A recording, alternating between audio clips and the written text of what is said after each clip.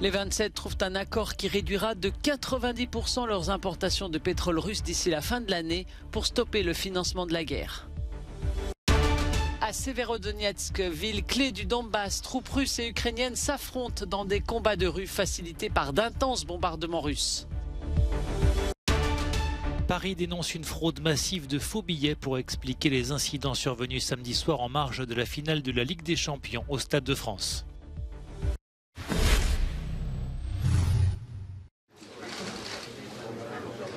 Une victoire diplomatique pour Kiev. Lors du sommet à Bruxelles consacré à l'aide à l'Ukraine, les dirigeants de l'Union européenne ont trouvé un compromis qui va bloquer plus des 2/3 des importations de pétrole russe dans le cadre du 6e paquet de sanctions. L'embargo ne concerne que le pétrole russe acheminé par voie maritime et prévoit une exemption temporaire pour les importations acheminées par pipeline. Pour être très clair, ça veut dire qu'il y a immédiatement un impact de 75% du pétrole russe qui est visé par cette mesure. Et cela veut donc dire qu'avant la fin de l'année, près de 90% du pétrole russe qui est importé sur le plan européen sera visé par cette mesure. D'autres sanctions sont aussi détaillées ici par Ursula von der Leyen. L'exclusion du système SWIFT de la Sberbank, principal établissement du pays. L'interdiction d'assurance et de réassurance des navires russes par les entreprises européenne, l'interdiction de fournir aux entreprises russes toute une série de services commerciaux et très important, la suspension de la diffusion dans l'Union européenne de 3 chaînes publiques russes. Au sommet, le président ukrainien Volodymyr Zelensky avait appelé les dirigeants à mettre fin aux disputes internes sur le pétrole.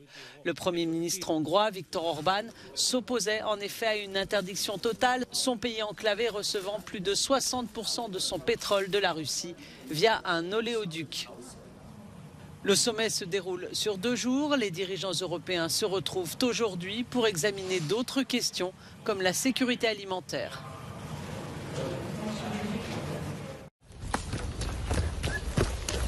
Des combats de rue, quartier par quartier.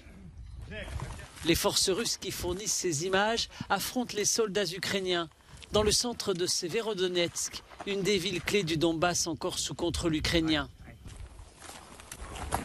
Mais l'armée de Kiev est en difficulté. La ville est sous un déluge de bombes. Le Kremlin affirme qu'elle est presque entièrement sous le contrôle des séparatistes. Côté ukrainien, on rapporte que la ville est en ruine et que des milliers de personnes ont été chassées de chez elle. C'est dans cette zone qu'a été tué hier le journaliste de BFM, Frédéric Leclerimoff. Ce reporter français suivait une évacuation de civils au moment du drame. Le gouverneur de la région affirme que les routes sont trop dangereuses pour permettre l'évacuation des civils et le transport d'aide humanitaire. Le Kremlin semble accélérer son avancée dans le Donbass, car l'arrivée des armes occidentales en Ukraine pourrait rendre cela impossible. Mais toutes les armes espérées ne seront pas livrées, semble-t-il. Nous n'allons pas envoyer à l'Ukraine des systèmes de roquettes qui peuvent frapper en Russie. Le ministre russe des Affaires étrangères, Sergueï Lavrov, affirme que ce que le Kremlin appelle la libération de la région de Donbass reste une priorité inconditionnelle pour Moscou. Gazprom s'apprête à couper le robinet du gaz aux Pays-Bas. Le géant gazier russe doit suspendre à partir de ce mardi ses livraisons au néerlandais GasTerra qui appartient en partie à l'État. En cause, le refus de la société de se soumettre à la demande du Kremlin de payer les factures en roubles. GasTerra a annoncé la nouvelle dans un communiqué, soulignant avoir anticipé cette décision en achetant ailleurs du gaz. La compagnie gazière danoise Ørsted est dans la même situation. Le délai pour payer en roubles se termine ce mardi et le conseil d'administration a déjà fait savoir qu'il continuerait à payer en euros. L'agence danoise de l'énergie a déclaré qu'il n'y aurait pas de conséquences immédiates sur l'approvisionnement du pays. Si Moscou met ses menaces à exécution, le Danemark et les Pays-Bas vont donc rejoindre la Pologne, la Bulgarie et la Finlande, pays auxquels Gazprom a déjà coupé les livraisons de gaz pour avoir refusé de payer en roubles. Après les premières sanctions occidentales pour l'invasion de l'Ukraine, le président russe a ordonné par décret que les paiements de gaz soient effectués en roubles, enfreignant ainsi les contrats signés par Gazprom. Comprendre les raisons d'un fiasco. À Paris, les ministres français de l'Intérieur et des Sports ont tenu ce lundi une réunion de crise pour tenter de cerner les responsabilités après les incidents survenus samedi soir aux abords du Stade de France où se jouait la finale de la Ligue des champions de football.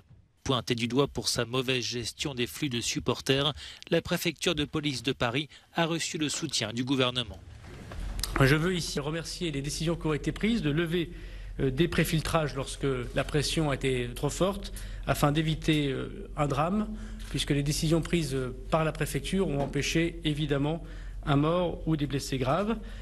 Pour expliquer les dysfonctionnements samedi soir au Stade de France, les deux ministres français ont avant tout dénoncé une fraude massive, industrielle et organisée de faux billets. Le point pivot central majeur, c'est d'essayer de comprendre jusqu'au bout ce qui s'est passé sur cette fraude massive à la billetterie et pourquoi en tel nombre. 30 à 40 000 supporters anglais se sont retrouvés au Stade de France, soit sans billets, soit avec des billets falsifiés. Les violences ont éclaté quand ceux qui ne pouvaient pas rentrer dans le stade ont tenté de forcer le passage. Les forces de l'ordre ont alors fait usage de gaz lacrymogène pour les disperser. Le gouvernement britannique s'est dit extrêmement déçu par le traitement infligé aux fans de Liverpool et dit attendre les résultats de l'enquête. Ces incidents ont retardé d'une trentaine de minutes le début du match, remporté par le Real Madrid.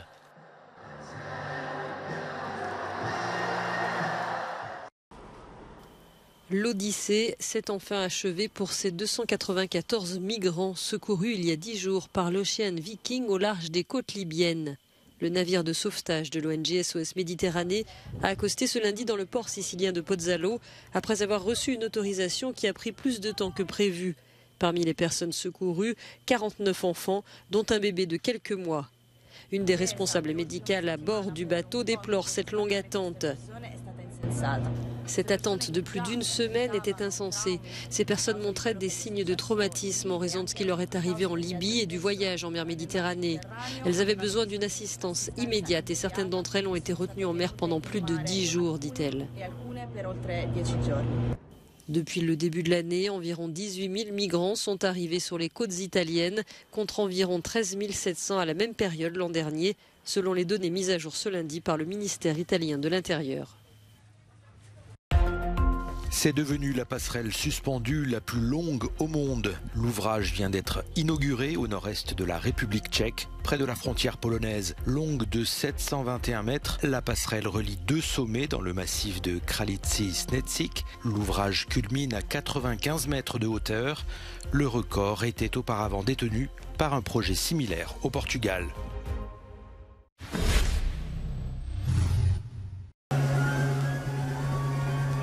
Dans un festival de musique électronique comme les Nuits Sonores à Lyon, l'atmosphère peut changer très rapidement. Encore plus lorsqu'il y a de nouvelles propositions comme celle que nous avons découverte le dernier jour de l'événement ce dimanche. Nous parlons d'une performance en direct dans laquelle le DJ utilise également des sons capturés en temps réel provenant directement du cerveau. C'est un concept très ambitieux que l'on pourrait facilement associer à la science-fiction. Et au fond, on peut le formuler ainsi, danser directement dans l'esprit d'un artiste. C'est un instrument devant lequel je me prosterne, qui est un grand monolithe.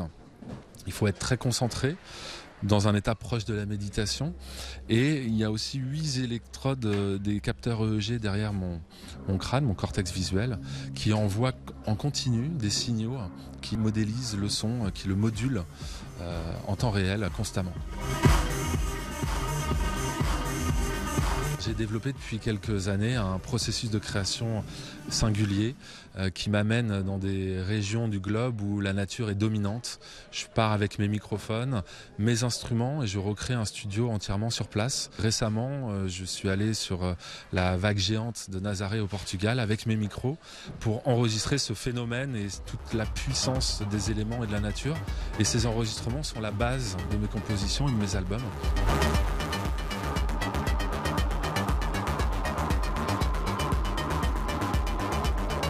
Et sans vouloir entrer dans la tête de quiconque, le principe de ce dialogue homme-machine invite à des possibilités infinies de création.